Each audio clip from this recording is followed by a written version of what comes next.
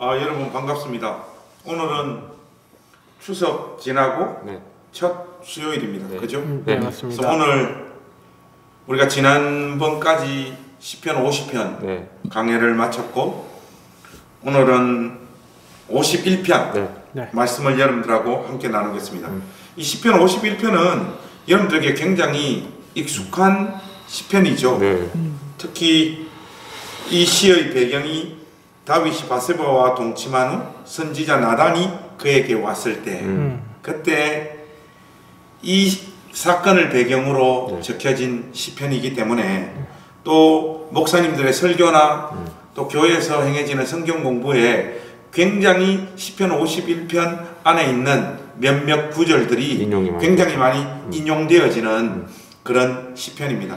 그래서 오늘 여러분들과 함께 이 시편 51편을 한번 정리하도록 하겠습니다. 먼저 이 시편 51편의 구조를 우리 박병현 전사님이 좀 간략하게 설명해 주시면 좋겠습니다. 예, 이 시편의 전체적인 분위기는 큰 죄를 범했기 때문에 큰 가책과 자기 혐오에 빠져 있는 어떤 그런 처절한 회개와 탄식이 들어있는 시편이라고 할 수 있습니다. 그래서 먼저 오늘의 큰 시편은 19절까지인데요. 먼저 1, 2절에는 이제 들어가는 말이에요. 그래서 탄식시 나의 어떤 죄들을 하나님께서 용서해 주십시오 이렇게 들어가게 됩니다. 그래서 첫 번째로 1절에서 6절까지는 자신의 죄에 대한 고백을 하고 있어요. 1절부터 6절. 네, 맞습니다. 그래서 여기에서 보면은 그래서 내 죄가 이런 걸 지었고 내 죄 이런 표현들이 11번이나 반복될 정도로 굉장히 많이 반복 사용하면서 자신의 죄에 대한 철저한 어떤 고백을 하고 있습니다. 죄에 대한 고백. 네네. 1절부터 6절 좋습니다. 그 다음. 예, 그리고 그 다음으로 7절에서 12절인데요. 자신이 죄에 대한 고백을 했으니까 이제는 용서를 하나님한테 강구합니다. 또한 용서뿐만 아니라 자신이 죄의 결과로 받아진 여러 가지 어떤 무거운 삶의 현실들 그리고 체력적이거나 육적이거나 영적이거나 부서진 그런 모든 것들이 회복되어지기를 원하는 그래서 용서를 강구하고 회복되기를 원하는 그런 글들을 적어놓고 있습니다. 7절에서 12절이고요. 그리고 13절에서 17절 세 번째로는 이렇게 자신이 용서를 강구하고 회복되었을 때 자신이 앞으로의 삶 가운데 하나님께 그럼 내가 어떤 삶을 살겠습니다 라고 하나님께 서원하는 어떤 그런 고백들이 되어져 있어요. 그래서 이제 대표적으로 보면은 13절에 보면은 내가 하나님의 이러한 은혜와 긍휼 그리고 이 죄인이 돌이키는 이 모든 것들을 가르칠 수 있는 도와줄 수 있는 그런 사람이 되겠고 그리고 또 하나는 하나님을 찬양할 수 있는 사람으로 이렇게 살겠습니다. 앞으로 이렇게 서원을 하고 있고요. 마지막으로 18, 19절은 사실 여기는 갑자기 이제 개인적인 그런 모습 고백들이 나오다가 마지막으로 마무리를 공동체로 확대해 나가요.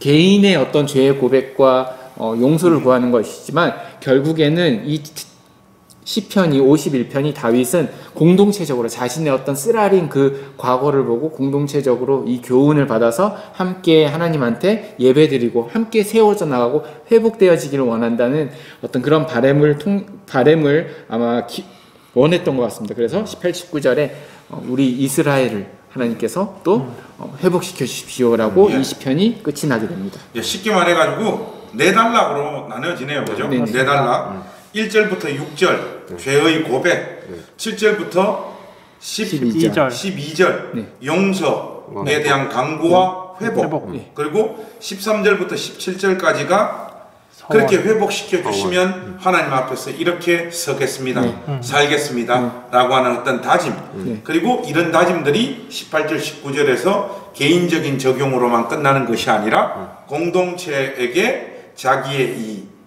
죄지음과 용서와 회복의 경험들을 적용하여 이 공동체에 어떤 주의 도를 가르치겠다라고 하는 메시지들로 이 시편 51편이 구성되어져 있다. 이 말씀이죠. 그죠? 그렇습니다. 제가 보면 정리를 잘해. 근데 학교 다닐 때 왜 공부를 못했지? 좋습니다. 뭐 순간 늦게 트이는 사람도 있으니까. 그렇습니까? 좋습니다. 지금도 공부가 안 됩니다. 좋습니다.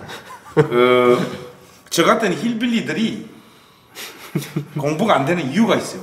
뭔가 하면 마음에 근심 걱정이 많아.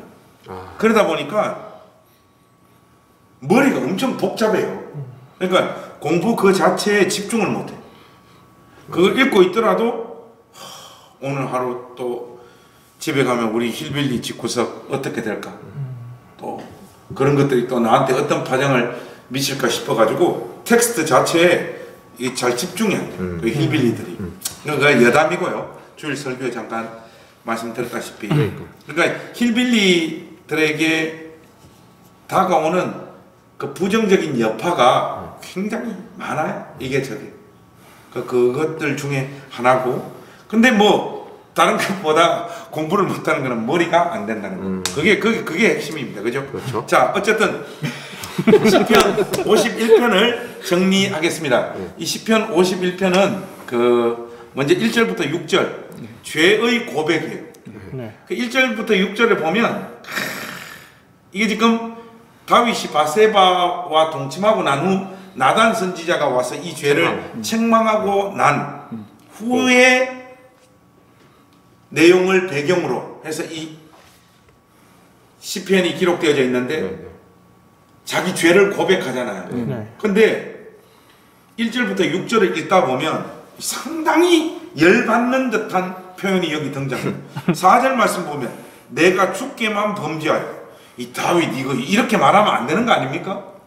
내가 주께만 범죄하여. 마치 이 뉘앙스 자체가 자기는 사람들한테는 잘못 안 했고 나는 하나님 앞에만 잘못했습니다. 이게 딱 들으니까 뭔가 하면 보통 교회 안에서 성범죄 일으키는 인간들이 방어 논리로 사용할 때 보통 이런 방어 논리를 많이 사용하더라고. 딱 그 느낌이 들어와요. 이게 과연 우리 한글 개역 개정 성경의 번역의 문제인지 정확하게 내가 주께만 범죄했다라고 하는 이 말의 의미가 뭔지를 일단은 좀 제대로 정리를 하고 넘어가야 될 것 같아요. 우 목사님, 뭐 박변 전사님, 내가 주께만 범죄하여 이게 뭔 말입니까? 싸가지가 없는 거죠. 이 표현 자체가 뭐 그렇게만 보면 그렇고요. 예. 뭐 사실 이제 이거 뭐 번역상의 문제는 아닌 것 같아요. 예. 왜냐하면 이제 그 히브리 성경 자체를 가지고 또 번역한 새 번역 같은 경우도 주님께만 오직 주님께만 나는 죄를 지었습니다 이렇게 얘기를 하거든요.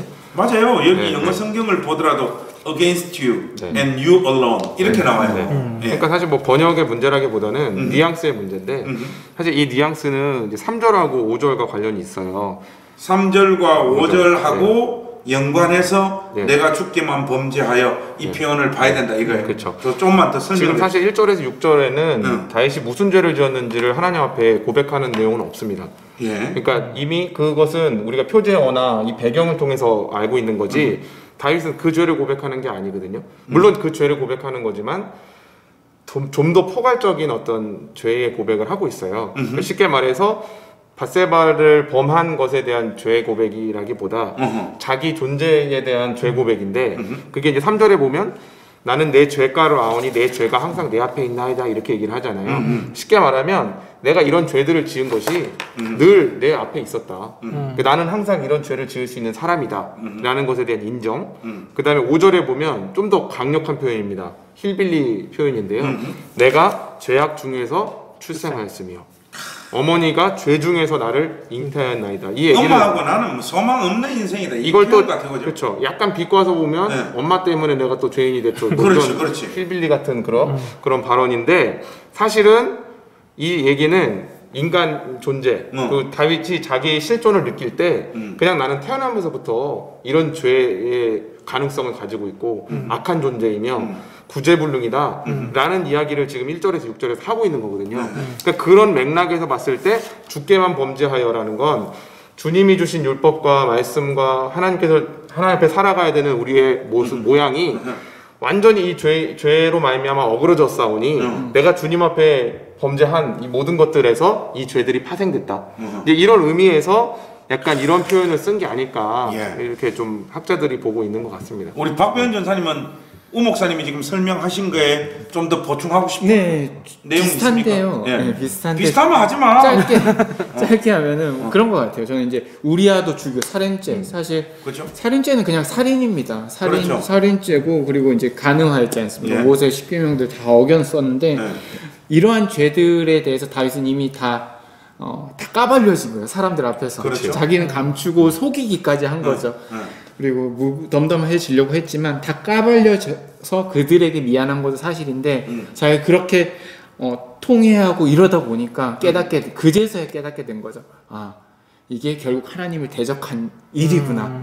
더 큰 차원에서 딱 보니까 누군가한테 죄를 짓는다는 것은 하나님한테 죄를 짓는다라는 것을 깨닫게 되었다라고 생각이 들어요. 그래서 내가 물론 그들에게 미안하지 않은 것이 아니라 그들에게 미안한데 더 나아가서는 첫 번째로 하나님이 하지 말라는 그 모든 것들을 어겼으니 하나님한테 너무나 죄송하고 그제서야 하나님한테 죄 짓는다는 그 의미를 내가 처절하게 깨달은 것 같아요. 다윗이. 그러니까 박배현 전사님이 설명하신 것은 우 목사님이 설명한 것과 비슷하지 않았어. 비슷했으면 다음 주부터 여기 내가 안 할지라. 아주 두 분의 설명이 각각 개별적으로 그 독특성을 가지고 있는. 그래서 아마 이 방송을 시청하는 분들이 내가 주께만 범죄하여라고 하는 이 표현을 이해하는데 굉장히 도움이 되셨을 것 같아요. 저부터 좀 시원해요. 아마 그 집중해서 박배현 전사님과 우 목사님 설명을 들으시면 4절 말씀을 여러분들이 오해하지 않고 제대로 이해하실 수 있을 것 같습니다. 그런데 1절부터 6절에서 언급되어지고 있는 죄 있잖아요. 아까 박배현 전사님이 11번 정도 죄 하는 표현이 강조되어져 있다라고 하셔가지고 제가 조금 찾아봤어요. 과연 이게 이 죄가 뭘 뜻하는 걸까? 구체적인 어떤 행위의 죄를 뜻하는 걸까? 아까 우 목사님이 설명해 주신 것은 이 존재론적으로 이 포괄적으로 그냥 다 썩어 있는 이런 상태라고 지금 말씀하셨잖아요.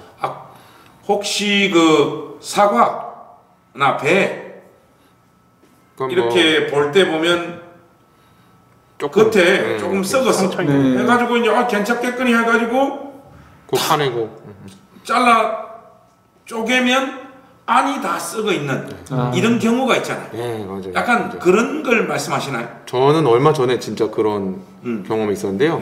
배를 이제 뭐 명절이니까 배를 먹잖아요. 많이 요즘 배 또 많이 나오고 그래서 옆에 요만큼 구멍이 있어서 그거를 이렇게 파냈어요. 파내도 조금 까매. 그래서 이상하다 하고선 반을 잘랐는데 배가 이만하면 속이 이만큼 썩어 있는 거예요. 그래서 이게 겉으로 보기엔 안 보이는구나. 그리고 또 이 겉에 나타나는 작은 썩은 이 못남이 속에 어떤 중심이 썩어 있는 것과 연결되어 있다라는 거. 그러니까 우리의 자범죄라고 보통 표현하잖아요. 논리적으로. 내가 지금 짓는 이 죄들은 내가 죄인인 것과 그러니까 존재적으로 하나님 앞에 죄인인 것과 다 맞닿아 있고 연결돼 있고 하나로 연결돼서 나오는 현상이라는 것이 아마 이제 다윗이 깨달은 내용이 아닌가. 그래서 이게 그 신학자들마다 금방 설명하신 그 죄에 대해서 내용이 조금 달라요. 뭔가 하면 어거스틴 같은 경우에는 이게 인간의 자기 중심성이 강화되어져 있는 교만, 인간의 자기 중심성을 강조하는 이 교만이 결국은 인간의 모든 죄의 근원이다. 이렇게 이야기를 하고 판넨베르그라고 하는 신학자는 자기 집중이라고 말했어요. 자기의 어떤 이슈에만 이렇게 집중하는 그런 어떤 경향들 이런 것들을 말하고 토마스 아퀴나스 같은 경우에는 자기 사랑 자기의 뭐 다른 단어를 사용했지만 비슷해요. 그래서 보면 자기 중심성, 자기 집중, 자기 사랑 이 모든 것의 공통점은 뭔가 하면 결국 자기 자아에 대한 예민함 거기에 집중되어져 있는 상태 이게 우리 어떤 죄의 본질이지 않나. 그리고 자기 자아를 충족시키고 만족시키기 위하여 어떤 수단이나 도구들도 마음대로 동원하려고 하는 것. 이게 교양일 수 있잖아요. 도덕일 수 있잖아요. 신앙일 수 있잖아요. 그러니까 그 모습으로 볼 때는 살짝 썩어 보여. 알고 보면 뭡니까? 엄청 썩어. 이걸 기초로 하여 사람의 모든 행동들이 만들어지고 있다는 거예요.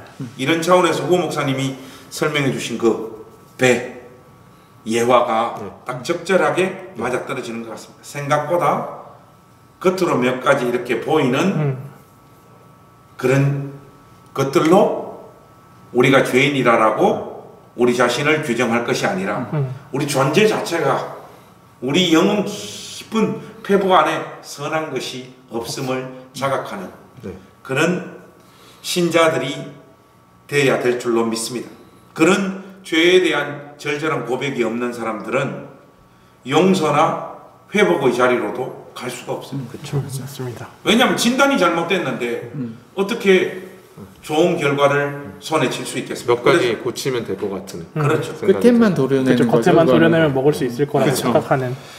그래서 7절에서부터 이제 14절은 바로 이런 죄의 상태에서 나를 용서해 주시고 12절, 12절까지 회복시켜 달라고 네, 하는 네. 간절한 간구가 담겨져 있습니다. 네.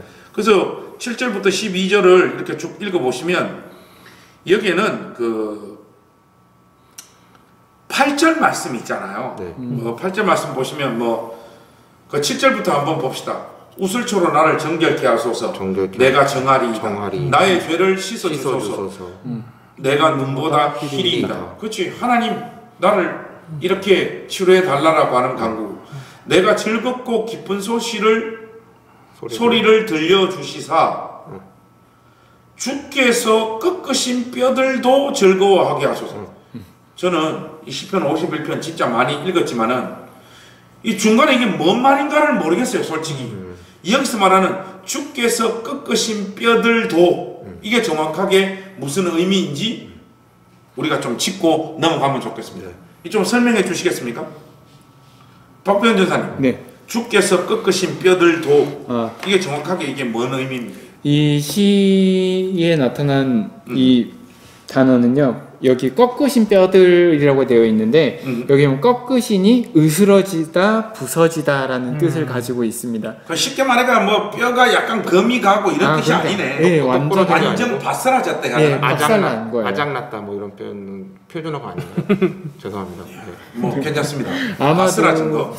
그래서 주님께서 꺾으신 뼈들이니까 이 뼈들이 이제 뭐 육체적인 것도 될 수 있겠지만 아마 그 정신적으로 완전히 멘탈이 그냥 우리말로 표현하면 붕괴되고 자기 지은 죄 때문에 어쩔 줄을 몰라하는 자괴감과 자책감과 잠 못 자고 그냥 공황 상태에 막 그렇게 빠져 있는 그런 현재의 어떤 그 모습을 아마 이렇게 표현한 것 같아요. 그래서 이러한 나의 어떤 삶이 진짜 지옥과도 같습니다. 이게 삶이 사는 게 아닌 거죠. 다시 한번 그것까지는 알겠어요. 네네. 쉽게 말해서 네네. 주께서 꺾으신 뼈들도 이 네네. 표현 자체는 물리적인 표현을 하고 있지만 네네네. 의미 자체는 자기 어떤 영혼의 상태가 완전히 망가지고 네네. 깨지고 네네. 바스라진 그 상태잖아요. 근데 즐거워. 그것도 즐거워하게 하소서. 이 도대체 의미적으로 연결이 안 된다 이 말이에요. 저 말이. 여기서 이제 우 목사님. 이제 꺾으신 뼈에 대한 레퍼런스가 사실 좀 찾아보면 민수기에 먼저 나오거든요. 그래요? 민수기 9장 12절에 보면 그 무교병과 이제 쓴 나무를 먹으면서 6월절에 해야 될 희생 제물을 어떻게 처리해야 되는지에 대한 부분인데 아침까지 그것을 희생 제물을 조금도 남겨주지 말고 그 뼈를 하나도 꺾지 말아서 6월절 모든 율례대로 지킬 것이니라 이렇게 돼 있어요. 예. 6월절 율례에 보면 희생 제물을 먹되 뼈를 꺾지 않는 것을 되게 중요한 율법으로 보고 있거든요. 예, 좀 더 설명을 해봐요. 네. 아직까지 이해가 안 돼요, 솔직히. 그게 사실은 이제 약간 뭐 구속사나 이런 측면으로 좀 봤을 때 이게 좀 해석이 될 수 있는 부분인데요. 사실은 요한복음 19장 36절로 가보시면 어떤 말씀이냐면 요한복음 19장 36절 36절. 예, 그래서 이 일이 일어난 것은 그 뼈가 하나도 꺾이지 아니하리라 한 성경을 응하게 하려 함이라 이렇게 돼 있어요. 성경을 응하게 하려 함이라고 하는 것은 구약 성경이 그렇죠. 그대로 성취되어졌다 그렇죠. 이 말이잖아요. 그러니까 뼈가 안 꺾이게 하겠다라는 구약 성경의 예언이 있었다는 거죠. 예. 그게 이사야 58장 11절이거든요. 예. 그런데 그걸까지도 가긴 좀 그러니까 이게 어떤 내용이냐면 예수님이 창으로 옆구리를 찔러서 피가 다 쏟아져 나오잖아요. 그렇죠. 물과 피를 다 흘리시고 예. 돌아가시잖아요. 그렇죠. 돌아가셨는데 군인들이 예수님과 같이 달렸던 양편에 있는 그 강도들은 네. 다 군인들이 자비를 뼈를 베풀려고. 꺾어서 확인을 해요. 죽은 걸 한 번 더 왜 한 번 더 이렇게 아니요, 자비를 베풀려고 뼈를 꺾는 거예요. 그치. 왜냐면 버텨서 오랫동안 살아남게 그렇죠. 되니까 그 버티지 못하게 하려고 정강이 뼈를 부러뜨리는 게 맞아요. 군인이 베푸는 자비. 다리를 꺾어 갖고 이제 저거를 하는 건데 버틸 수 예수님한테 와서는 33절에 보니까 예수께 이르러서는 이미 죽으신 것을 보고 다리를 꺾지 아니하고 이렇게 돼 있어요. 그러니까 쉽게 말해 예수님은 지금 뼈가 꺾이지 않았는데 그것은 아까 민수기에서 얘기했던 6월절 희생제물을 꺾지 않는 그 관습과 연관이 있고 6월절에 사실은 실질적인 예표는 예수님이잖아요. 그렇죠. 그렇기 때문에 지금 여기서 다윗이 얘기하는 주께서 꺾으신 뼈들이라는 거는 자기 자신, 죄인, 우편 양쪽 있었던 강도들과 같이 우리들, 우리 인간들은 죄로 말미암아 하나님 앞에 완전 으스러지고 부서지고 꺾일 수밖에 없는 존재들이지만 그것을 구원하시고 온전케 하시는 희생제물로 오신 예수 그리스도는 꺾이지 않은 뼈다. 그런 의미에서 즐거워하게 하소서가 나오는 거고요.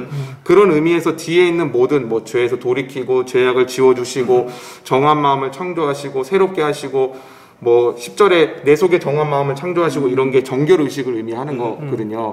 구약의 모든 제사들의 정결의식은 예수님으로 가잖아요. 그렇죠. 그런 의미에서 우리가 실질적으로 회복되고 정결하게 되는 것은 예수님으로 되는데 예수님은 꺾이지 않은 뼈다. 구약의 예언대로 그렇게 응해졌고 그러므로 이 구절을 가지고 우리가 좀 구속사적으로 꺾으신 뼈들이 즐거워한다는 것은 우리는 꺾이고 소망 없고 부서질 뼈들이지만 예수 그리스도 꺾이지 않은 뼈로 인해서 우리는 구원받게 될 것이다. 그러므로 구원의 즐거움을 우리 안에 회복시켜 달라. 이렇게 하는 어떤 기도들이 여기서 좀 이어진다는 거죠. 예, 좀 선명해집니다. 그러면 이게 8절 말씀을 좀 풀어서 다시 번역을 하자면 주께서 꺾으신 뼈들인 우리들이 꺾이지 아니하신 뼈이신 예수님으로 말미암아 즐거워하게 하소서. 우리는 어그러지고 무너지고 하나님 앞에서 완전히 사망의 선언을 받은 그런 존재이지만 예수님은 하나님 앞에서 의로우신 분이니 우리가 그 예수님을 붙잡아 즐거워하게 하소서. 소망이 나에게는 없고 오로지 예수님에게 있습니다 라고 하는 그런 차원의 고백이다 이 말이죠. 후속사적인 의미로 보자면 그런데 금방 말씀해 주신 그 해석이 상당히 공신력이 있는 것은 예수님의 그 어떤 죽으신 장면을 구약 성경을 성취하기 위하여 그 꺾이지 아니한 뼈로 요한복음 19장이랬죠. 거기서 분명히 그렇게 언급하고 있는 것을 보면 이 말씀이 그렇게 연결되어져야 되는 것이 맞다고 보여집니다. 그래서 이제 그 내용이 8절에서 풀어지니까 9절에서부터 12절은 읽으면 좀 이해가 되어져요. 한번 볼까요? 9절 주의 얼굴을 내 죄에서 돌이키시고 내 모든 죄악을 지워주소서. 이게 결국은 꺾이지 아니하신 뼈를 붙잡겠다라고 하는 그 의지잖아요. 하나님이 내 속에 정한 마음을 창조하시고 내 안에 정직한 영을 새롭게 하소서. 나를 주 앞에서 쫓아내지 마시며 주의 성령을 내게서 거두지 마소서. 주의 구원의 즐거움을 내게 회복시켜 주시고 자원하는 심령을 주사 나를 붙드소서. 이게 다 가능한 유일한 이유는 꺾이지 아니하신 6월절 어린 양이신 예수님의 뼈로 말미암는다 하는 그 말씀입니다. 좋습니다. 이런 정도로 하면 두 번째 단락까지 우리가 이렇게 정리가 될 것 같습니다. 세 번째는 결국은 하나님께서 나에게 이런 은혜를 베풀어 주시면 제가 하나님 앞에서 이렇게 하겠습니다 하는 고백이에요. 그런데 13절에 보시면 그리하면 내가 범죄자에게 주의 도를 가르치리니 이렇게 나와요. 저는 이 순간 읽다 보면 아까 내가 죽게만 범죄하여 그거 설명해 주시니까 알겠는데 이것도 상당히 기분이 나빠. 왜냐하면 다윗 지가 제일 때려 죽일 악질적인 범죄자인 주제에 내가 범죄자에게 주의 도를 가르치리라. 마치 어떤 느낌이 드는가 하면 제가 큰 죄를 한번 지어봤으니 작은 죄를 짓는 애들에게 죄의 본질을 제대로 설명하겠습니다. 약간 좀 그런 뉘앙스로 다가온단 말이죠. 우 목사님 어떻습니까? 이 부분. 뭐 그런 뉘앙스인 것 같고요. 예. 그래요? 근데 이제 주의 도가 그러면 예. 뭐냐? 그렇죠. 여기서 말하는 주의 도의 그게 실체가 뭐냐? 것 같아요. 예. 그러니까 다윗 같이 누구한테 주의 도를 가르칠 자격이 없는 새끼. 그러니까 쉽게 말하면 가르칠 수 있는 이유가 주의 도의 내용 때문일 거 아니에요. 예. 그럼 이 주의 도의 내용이 뭔가 보다 보면 밑에 사실은 17절에 하나님께서 구하는 제사가 상한 심령이다 이런 얘기가 있어요. 그러니까 위에 16절에 주께서는 제사를 기뻐하지 아니하시고 번제를 기뻐하지 아니하신다 이 얘기는 우리가 흔히 어떤 주님의 도라고 생각하는 예를 들면 하나님 앞에 회개하고 돌이키기 위해서 예배드리고 제사드리는 주님의 도라고 하는 제사드리고 당시에 번제드렸던 그런 어떤 예배 형식이나 또 아니면 그냥 제도적인 예배 제사 제도적인 어떤 측면에서 접근을 해서는 우리가 하나님 앞에 나아갈 수 없다. 쉽게 말해가 하나님의 사랑을 손에 확보하기 위해서 내지는 뭐 기도가 응답받기 위해서 내지는 하나님의 호의를 얻기 위해서 하나님 앞에 진심이 담긴 헌신과 수고 이런 것들을 통해서 하나님의 인정을 받아보려고 하는 이런 어떤 신앙적인 내지는 뭐 종교적인 어떤 의무들, 행실들 이런 것들이 상한 심령이 아니면 주의 도를 제대로 깨우치지 아니하면 아무런 상관이 없다. 그렇죠. 그 말입니까? 쉽게 말해서 제사를 드리고 번제를 드리는 것은 중요한 의미는 희생제잖아요. 속죄. 그렇죠. 자기 죄를 속하는 거. 근데 약간 이런 식이 된 거예요. 내가 이거 소 갖다가 잡아서 바쳤으니까 용서된 거 아니에요? 소 이거 양이 좀 큰데 갖다가 배 갈라갖고 율법에 있는 대로 하라는 대로 해서 다 태워갖고 하나님 흠양하셨으니까 용서된 거 아니에요? 요딴 식으로는 제대로 된 예배가 아니다. 너희들이 주의 도를 제대로 깨달으려면 상한 심령이 필요하다. 이제 그것을 가르치겠다는 거예요. 죄인들에게. 이제 그런 의미에서 주의 도를 가르칠 어떤 의무들이 왕이니까 또 다윗은 그런 의미에서 이렇게 얘기한 게 아닌가 저는 그렇게 좀 생각이 듭니다. 예, 맞습니다. 그래서 이거 세 분이 이렇게 쭉 설명을 해주시니까 제가 이건 지금 설명을 들으면서 번쩍 깨달아졌다 해야 되나? 뭐 보여지는 게 좀 있어요. 그게 뭔가 하면 8절에 보면 아까 우리 설명했지만 주께서 꺾으신 뼈들도 있잖아요. 이게 영어로 하자면 a broken bone이잖아요. 그런데 17절에 상한 심령이 이게 뭔가 하면 a broken spirit이에요. 이게 다 연결되는 내용인 것 같아요. 그 주께서 꺾으신 뼈들인 그 말의 핵심적인 의미는 다른 뜻이 아니고 broken spirit이에요. 그렇죠. 완전 상한 심령. 이게 아니고서는 우리는 그리스도를 붙잡을 수도 없고 그리스도로부터 우리에게로 흘러넘쳐오는 은혜를 경험할 수도 없는 거죠. 그래서 하나님 앞에서 제일 중요한 것은 다른 어떤 종교적인 헌신이나 수고나 예배나 이런 것들이 아니라 상한 심령이다. 이걸 지금 보여주는 맞습니다. 그 내용입니다. 그죠? 저는 이거 보면서 아까 자격 얘기를 하셨잖아요. 이게 참 다른 것 같아요. 하나님의 도라는 게 하나님의 길이라는 건 자격은 인간은 우리가 볼 때 다윗은 정말 나쁜 놈, 죽일 놈, 자격 없는 놈, 하나님을 찬양할 수도 없고 가르칠 수 없는 그런 자격 없는 놈인데 하나님이 보실 때 이 자격이 우리가 잘해서 주어지는 자격이 아니라 사람이 생각할 때 그 자격은 잘해야 되고 지켜야 되고 흠을 보이지 말아야 되고 방어해야 되는데 하나님께서는 정말 이 자격을 상한 심령에게 준다는 이런 게 하나님의 길이라는 게 굉장히 또 은혜가 되고 맞아요.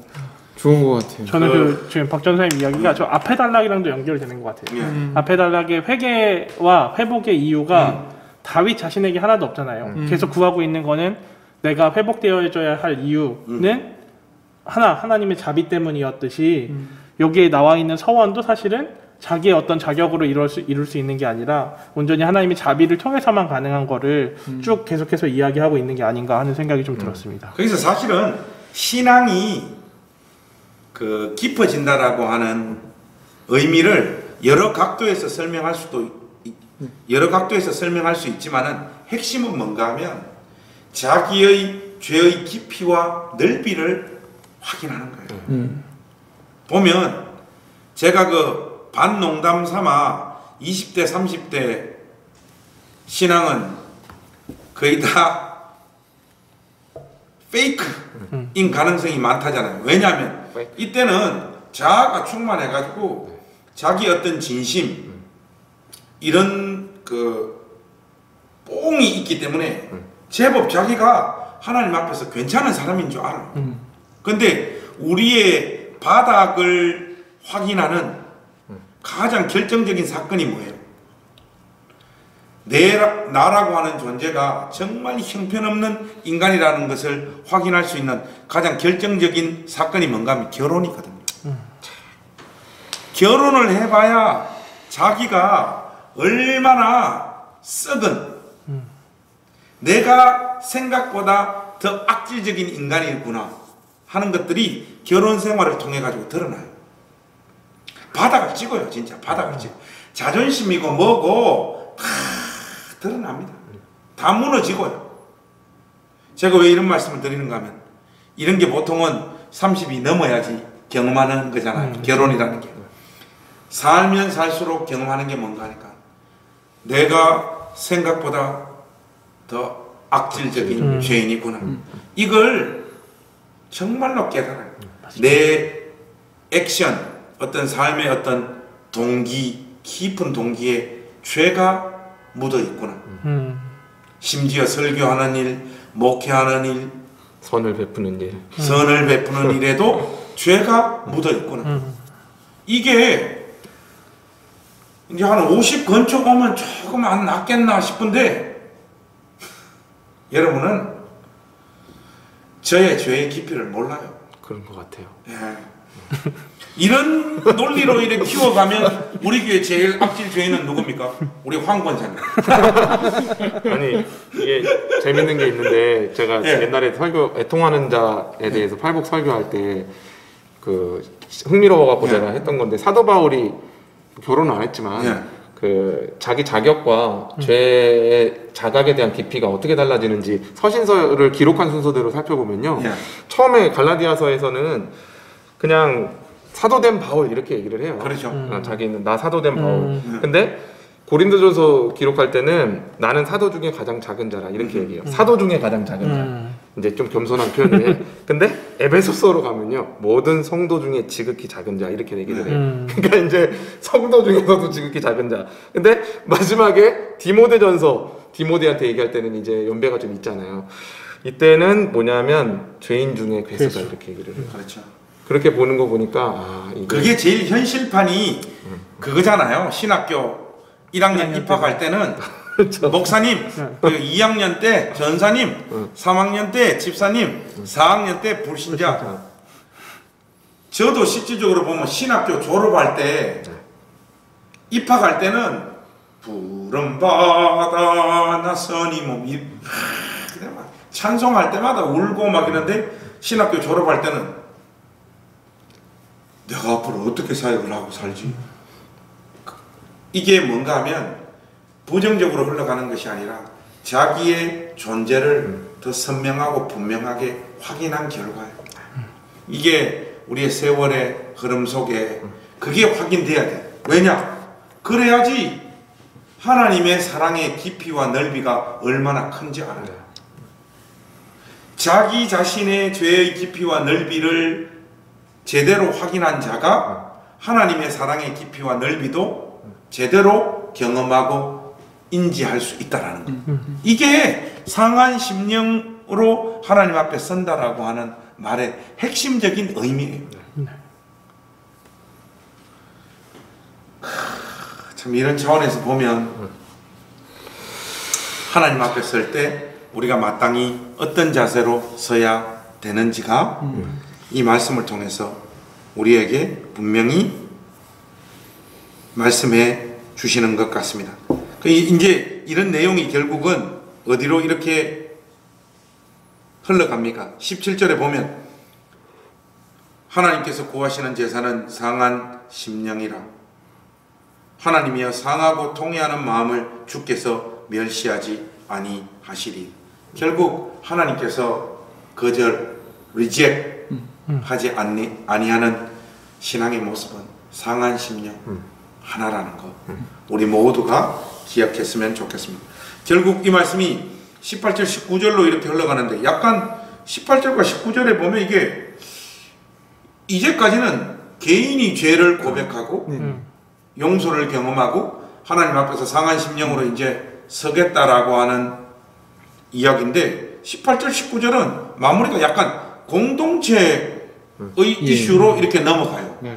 이게 도대체 어떻게 18절 19절을 이때까지 우리가 정리한 내용들을 가지고 연결해야 될지 이게 조금 막막해요. 이게 논리적으로 어떻게 연결할 수 있는지 우리 박병현 전사님 좀 설명해 주시면 대부분 좋겠습니다. 구약 성경은 사실 개인의 어떤 모습들을 담고는 있지만 항상 공동체를 전제하에 그 구약 성경들이 다 기록되어져 있습니다. 그래서 개인적인 어떤 차원이 아니라 공동체로 나아가기 원하는 어떤 다윗의 마음이 있는 것 같고요. 그리고 여기서 보면은 18절에 시온이라는 건 하나님과 그의 백성들의 관계를 뜻하는 거잖아요. 그리고 예루살렘 성은 실제적으로 다윗이 그때 당시에 도성이 지속적으로 요새화 작업하고 이런 모습들을 보면은 다윗은 이런 하나님의 어떤 복을 서원하고 우리 공동체에 이런 모습들을 담고 있어요. 그리고 또 이러한 자신의 잘못된 어떤